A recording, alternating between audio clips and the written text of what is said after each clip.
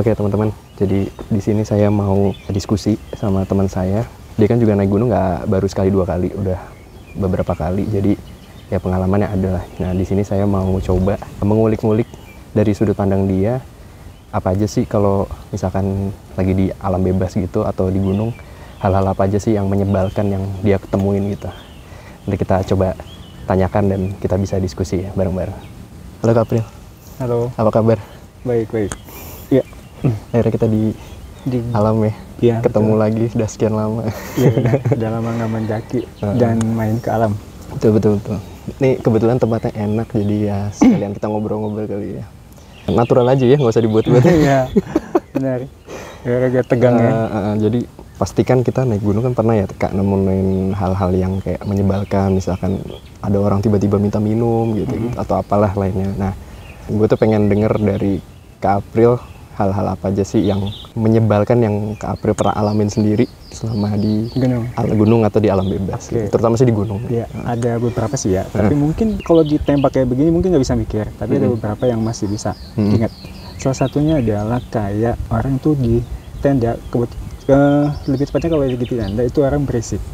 Berisik? Ya. Satu tenda apa tenda orang lain? Tenda orang lain. Kan namanya campground itu kan nggak mungkin cuma kita satu tenda doang, ya. Ada beberapa tenda lain dan itu jaraknya kan sebelah-sebelahan deket-deketan. Nah biasanya sebelah tenda kita itu berisik. Entah itu mereka ngobrol sambil tertawa, oke lah sampai jam berapa. Tapi ini di atas jam tidur misalkan, dimana orang butuh istirahat. Apalagi gunung-gunung tertentu yang emang besok paginya tuh harus summit. Setuju banget gue. Jadi bukannya kita sosokan ngapain sih gitu, nggak usah ngobrol nggak apa gitu. bukan kayak begitu, cuman kan kita juga effort kita kan nggak semuanya kita berasal dari daerah itu gunung berada. Maaf teman-teman dengerin tuh. Itu penting banget ya sebenarnya. Kalau orang di gunung itu nggak boleh berisik, jangan dibilang baper, bukan kayak gitu teman-teman. Tapi alasannya sebenarnya seperti ini ya, teman-teman harus dengerin juga ya. Iya betul. Jadi kan kita misalkan gunung A gitu, kita belum tentu ada di daerah situ. Kita pasti ada yang jauh yang butuh waktu 10-12 jam dengan perjalanan naik kereta, naik bis, naik mobil, dan itu kan butuh effort. Iya, capek juga. Iya pasti gitu kan, dan naik juga pasti. Dan bukan kita bilang bahwa naik gunung itu harus seperti itu, bukan. Tapi kan kalau kita bisa ciptakan dengan kenyamanan sendiri, kenapa kita bikin dengan dengan keributan yang benar-benar bikin kita jadi ini sendiri kan tidak menikmati gitu. Tapi kan ini menurut gue ya. Ya benar. Iya. Kan setiap orang juga pasti berbeda-beda. Itu satu. Kedua, ada beberapa orang yang menikmati gunung dengan merokok misalkan gitu, atau dengan membawa minuman keras. Ya. Sebenarnya ya bebas-bebas aja gitu. Cuman kan itu di gunung itu kan kita menghirup udara segar yang sehat, di mana kita berasal itu udara udah nggak bagus. Harusnya kita mencari udara yang sehat walaupun itu cuma sehari 2 hari gitu. Tapi kenapa kita coba lagi dengan merokok gitu? Ya nggak sih? Iya benar-benar. Iya. Kebetulan Kak April juga nggak ngerokok ya? Iya, lo juga ya. Jadi itu bukan berarti gue ngelarang orang untuk merokok, itu bebas ya. Itu masing-masing pribadi orang lah gitu ya, untuk menikmati apa yang dia bisa bilang suatu menikmati hidupnya dia, itu masing-masing orang. Cuman kan alangkah baiknya kalau misalkan kita di gunung itu kita menikmati udara segar, sehat dengan benar-benar sehat gitu, iya kan? Benar. Nah, jadi balik lagi ke manusianya, ke orangnya ya gitu. Terus nomor 3, ini bukan tadi apa judulnya tadi? Hal-hal yang menyebalkan. Bukan menyebalkan, mungkin lebih ke saran sih ya gitu. Kesaran buat pendaki. Iya. Oh boleh. Jadi beberapa kali pendakian ketemu orang yang tidak prepare dengan dengerin tuh, dengan peralatan, dengan kebutuhannya sendiri gitu ya. Waktu itu gue pernah ngalamin beberapa kali pendaki yang tidak bawa air minum. Pernah ngalamin? Ya, jadi dia kebetulan papasan, dia mau turun, kita naik benar-benar ke summit. Dia nggak bawa air minum karena air minumnya itu dititipin ke temannya. Nah, jadi itu benar-benar fatal sih sebenarnya. Jadi dia sepertinya kehilangan teman dan akhirnya dia seperti meminta ke orang lain kan untuk minta minum. Iya. Ya dimana orang yang dia minta itu juga pasti butuh kan. Benar. Dan mereka, gue bawa secukupnya gue karena gue sudah mengukur bahwa gue butuh minum segini dan gue akan ibaratnya gue tuh menghemat air sampai gue turun ke base camp lagi di mana air itu ada gitu ya.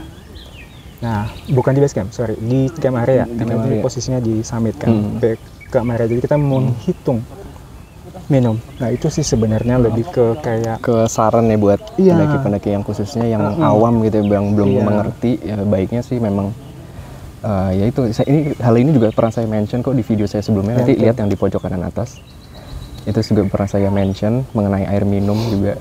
Jadi bukan saya aja yang ngalamin itu, yang saran ya itu. Ternyata Kak April juga ngalamin itu. Dan selain air minum mungkin juga kayak cemilan, kayak jas hujan.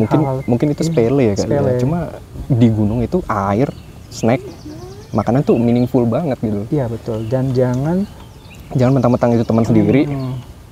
Lu seenaknya gitu.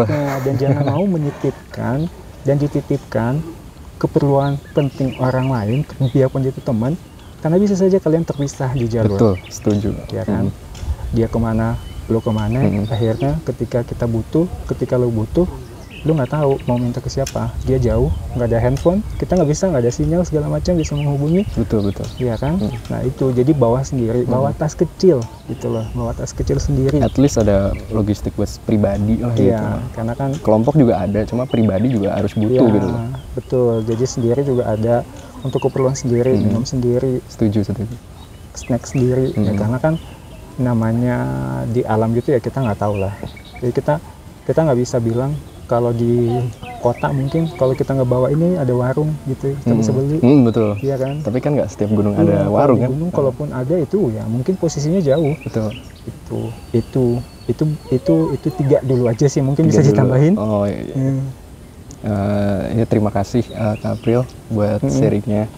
Nah kalau saya sih dari semua yang dipaparkan sama Kak April itu tadi saya setuju banget sih emang, terutama yang masalah kayak apa sih berisik. Saya tuh paling nggak suka kalau namanya berisik di alam bebas, karena gimana ya teman-teman, kita kan ke alam bebas tuh esensinya kan sebenarnya mencari ketenangan ya. Tapi memang namanya ya mungkin karakter orang ya beda-beda ya, ada yang mungkin dia pengen cari buat liburan, jadi nyari suasananya bareng-bareng teman-teman senang-senang di gunung gitu. Cuma ya memang balik lagi sih ke orang-orangnya. Tapi kalau buat saya pribadi saya kurang suka sama yang berisik-berisik kayak gitu. Ada lagi yang mau disampaikan? Itu aja sih. Itu aja ya. Itu hal yang terlalu. Ya tadi kalau boleh saya rangkum tadi, jadi yang pertama itu berisik, hal-hal yang menyebalkan kalau versinya Kak April. Terus yang kedua itu rokok ya, rokok sama minuman keras, karena memang ini tergantung orangnya juga sih memang, karena ada nggak semua orang kan ngerokok ya, ada yang merasa terganggu apa enggak, apalagi kalau kita di alam kan pengennya udaranya seger nih kayak. Iya betul. Keganggu lah gitu.